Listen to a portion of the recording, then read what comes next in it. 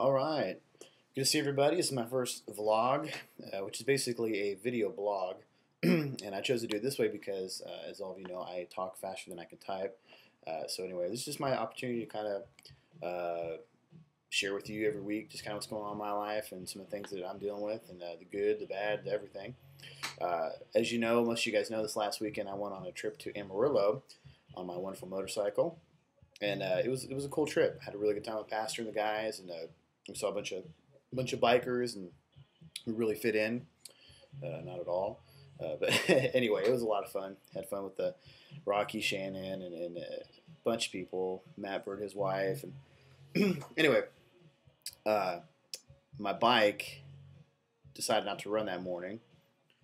Pretty depressing, but anyway, I started running later on. Pastor and those guys didn't bail on me, which is cool. They hung around, helped me get it running.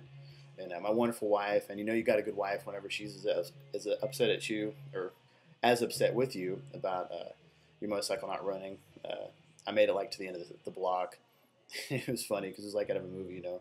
She's giving me a kiss goodbye. It's like the music's playing. I'm taking off on my trip. I'm about to go, and then I get to the end of the block, and it just dies. I'm like, boom. So I had to walk it back, and she was so upset when she saw it. I had to push it back. And anyway, I blew a fuse and some other stuff. So anyway, made it the whole trip. It was a lot of fun. Man, it's beautiful weather there. God really challenged me with the things that this church is doing. They're really reaching the homeless, and a lot of really just practical things are being the church. It's just really neat. And have a really funny story on the way home. My bike was running kind of bad the weekend, and I thought, well, so I figured it was electrical. I got a new battery, and that kind of fixed it. But then I realized that my charging system wasn't working, which means my bike was running completely off my battery to make it spark and fire off. So we leave late, you know, we're leaving late to come back home, and we go to leave Amarillo at sunset, and it gets a little darker, a little darker, a little darker. Finally, I have to flip on my headlight, and when I do, you know, I can drive. I drove for about 5 minutes with my headlight, and all of a sudden I feel it sputtering out on me, and I was like, oh man. So I have to turn my headlight off. So basically, I had to come all the way back from Amarillo to Weatherford without a headlight on the interstate, which is not fun, might I say.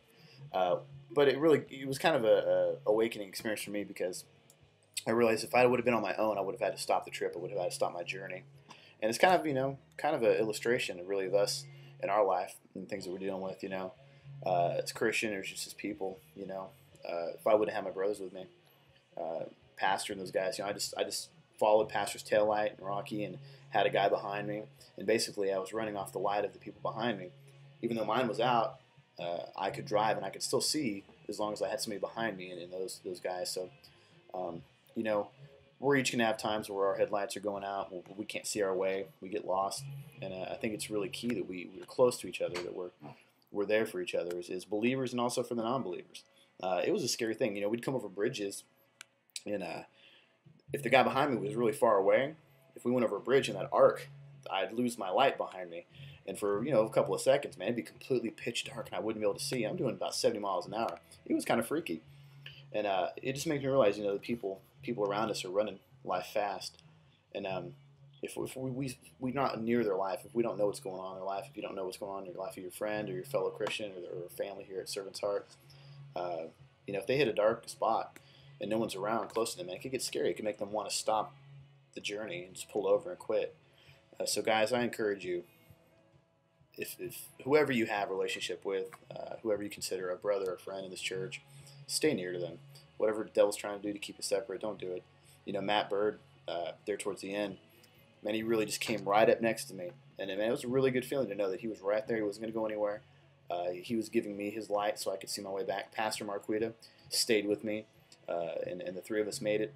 We actually got off on Route 66 there towards the end because it was really running bad. But, you know, if I'd have been on my own, I would have really been scared. And, you know, it just would have been, man, what the heck am I going to do? I'm here lost, stuck on the side of the road without anybody to help me. But anyway, it was a good trip, good friends, and a good time. So I encourage you guys to think about that. Maybe God's put somebody in your path that you're supposed to be lighting the path for them. And maybe you're too far back. You haven't really kept up with them. Think about that. So hope you guys have a good week. Take care. Bye-bye.